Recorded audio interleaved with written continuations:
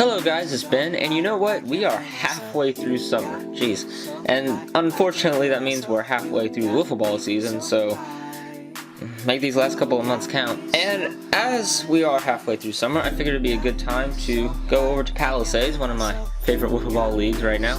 And I thought I'd discuss my top 3 power rankings, whatever you want to call them. The 3 teams that I think are best prepared for the playoffs right now and who I think are definitely going to make a run. So, here we go.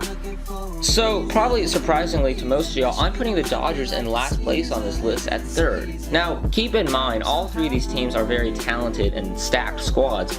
However, I feel like the Dodgers are certainly the weakest. Johnny Costa is an incredible pitcher, and he can also hit.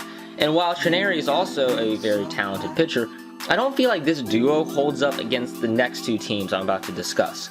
And yes, Whiffman is a fantastic hitter with an amazing average at 371, but more importantly, he doesn't really strike out a lot. He consistently puts the ball in play. However, when it comes to the playoff, the Dodgers are going to have to rely on the arm of Costa and the bat of Whiffman to carry them through. And when it comes to Whiffman, his bat can't carry a one-armed team. We saw this when he played with the Blue Jays and Oliver Avalon. They got knocked out.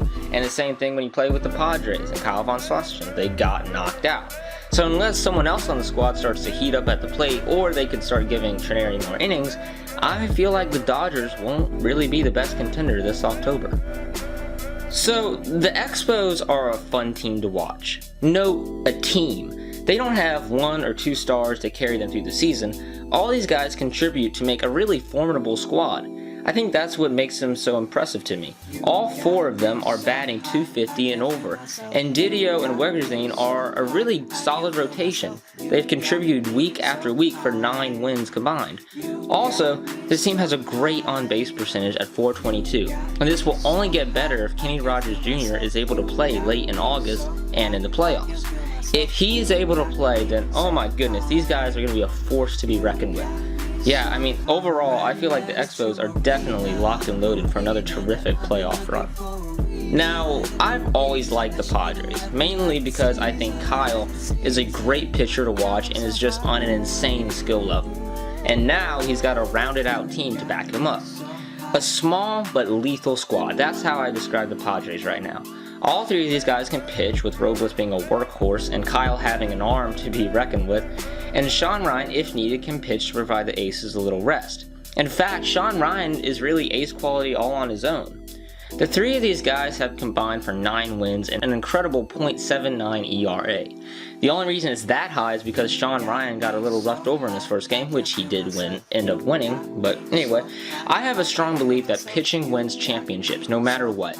And these guys are about as good as you can get, I feel. Hell, I mean, Robles has pitched 31 innings and has an ERA of .32 with 71 Ks. Like, wow!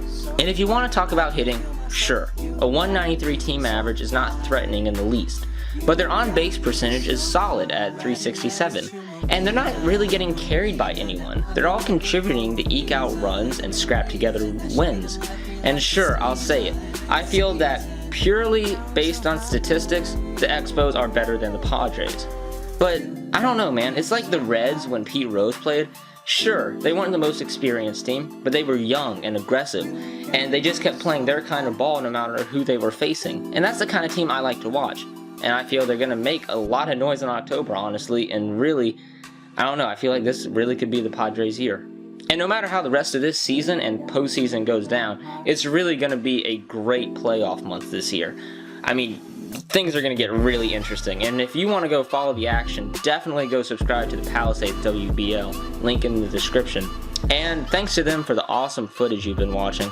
Also, if you want to go read up on the rankings yourself, then go check out the Whiff, Hot Stove, and Scuff stats. Those links are also in the bio, as well as more stuff from me. I'm going to wrap up the video here, guys. If you enjoyed it and want to see more content from me, then definitely subscribe, like, leave a comment below. Really enjoy looking at y'all opinions and seeing what you think. If you want to check out my own league highlights, there's a link to that in the description below.